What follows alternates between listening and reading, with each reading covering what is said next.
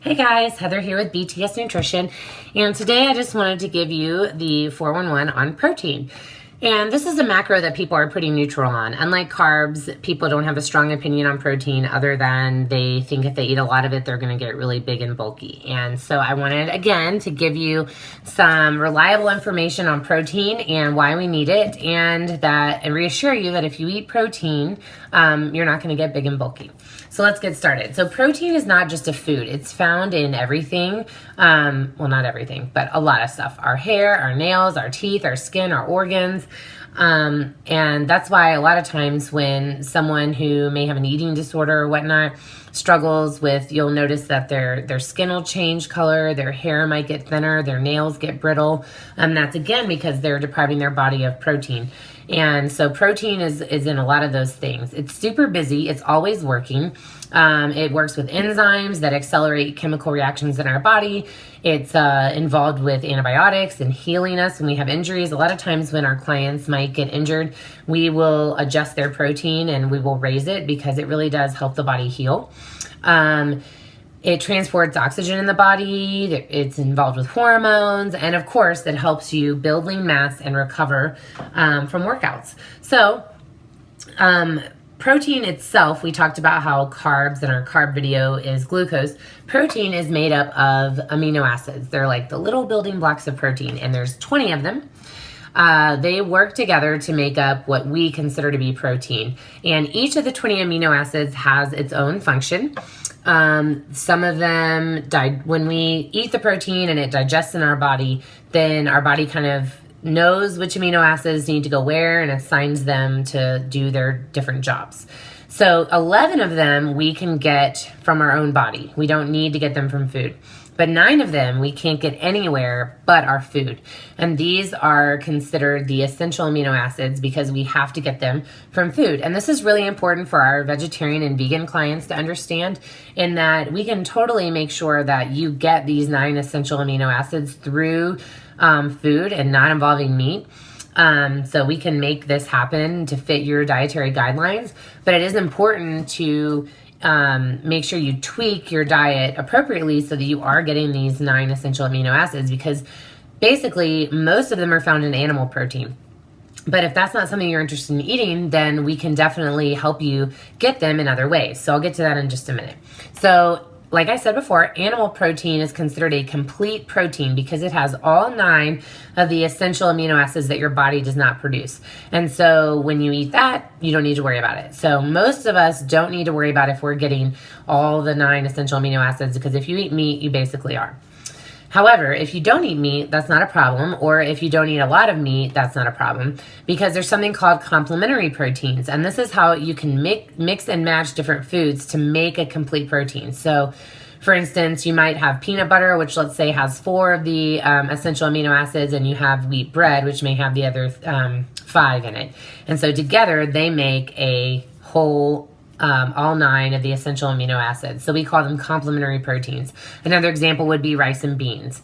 So if you are a vegan or a vegetarian, we have a lot of those clients at BTS Nutrition, and we are more than willing to work with you.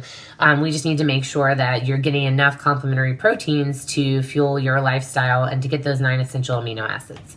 All right, so a question we get a lot is, can I eat too much protein? And the answer is yes, you could.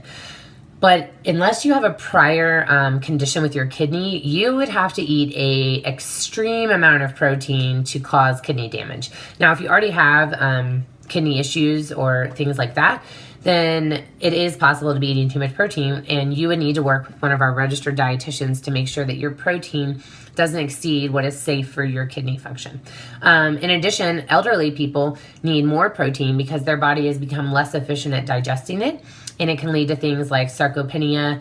And so we want to make sure that our elderly clients are getting the protein that they need to continue to make their body run and heal as efficiently as it can.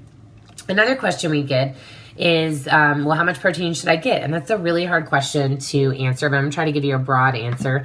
One of our coaches or dietitians could really hone it in for you. But the RDA is anywhere from 10 to 35%, which is a huge general percentage. We also say that 0.8 grams per kilogram of body weight is a good recommendation as well. But in general, how much protein you need is based on not just your height and your weight and your age, but also the activity that you do around your house, out in the world, and if you do any type of exercise.